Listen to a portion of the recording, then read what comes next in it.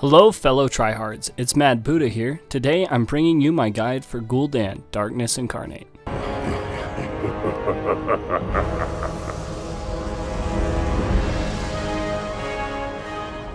Gul'dan is an assassin class character in Heroes of the Storm and can dish out a significant amount of damage with his spells.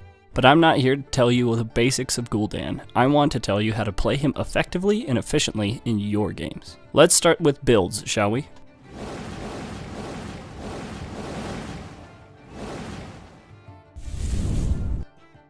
Gul'dan has two major build paths, a Fell Flame line and a Corruption line. First, let's look at the Fell Flame line. The Fell Flame build for Gul'dan offers incredible wave clear and significant damage. However, because the spell doesn't reach very far, it sees its greatest potential either on maps where wave clear is extremely important or against melee heavy compositions. There is also the Corruption line. The Corruption build is for massive AoE damage and is also great against ranged characters or in situations where you simply need a bit more reach. For both builds at level 13, Fell Armor and Healthstone are both great choices. Another thing worth noting is that I only recommend taking Horrify for your level 10 ultimate skill. Horrify is one of the best skills in the game and can single-handedly win every team fight for your team. Rain of Destruction is completely RNG. You have no control over where the meteors will fall.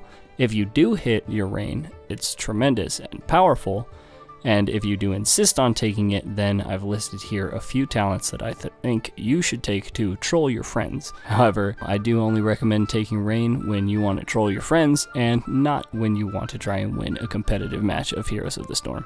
For level 20, I always recommend Demonic Circle. Demonic Circle is an incredible talent. However, if you're not feeling confident in Demonic Circle, or you're feeling super confident about your ability to position well and stay alive in fights, then Demonic Circle is not necessary. In this case, I would of course recommend upgrading whichever ultimate you took. The early game is all about stacking that quest, baby. Stacking that quest, stacking that quest. No matter which quest you take, and no matter what character you're playing, if you're taking a stacking quest, it's always imperative that you get it filled up as quickly as possible.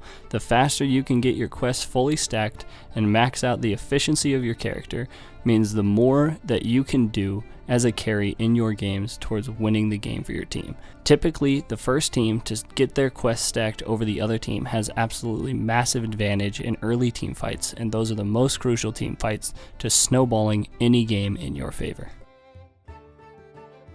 The mid and late game Gul'dan is all about controlling minion waves for your team defensively and dishing out huge damage in team fights.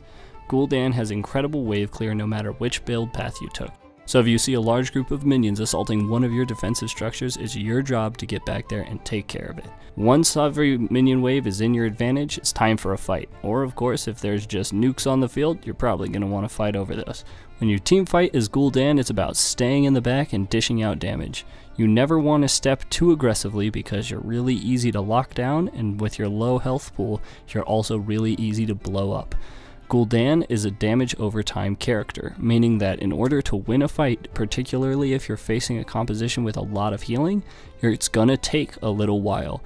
Feel okay about playing Gul'dan on maps where you have a lot of time to fight it out. And that's all you need to know to play a great Gul'dan. I hope you enjoyed this video. I definitely had a blast making it, and may you forever smash your solo queue games. This has been MaddBuddha, over and out.